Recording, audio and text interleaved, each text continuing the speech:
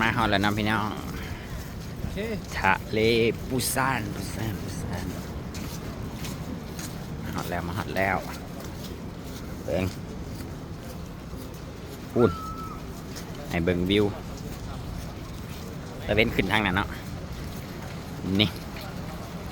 เบิ่งวิว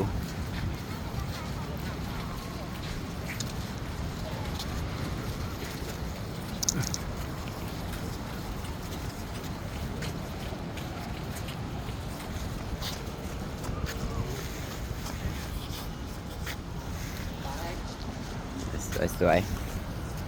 เดี๋ยวใส่แว่นตาก่อน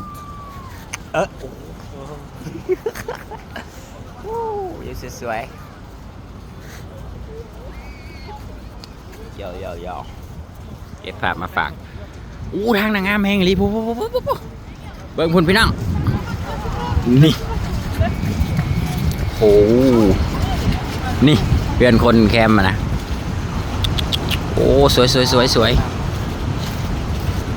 เป็นแจมอะงามลายเหมือนคนออกกำลังกายสวยงาม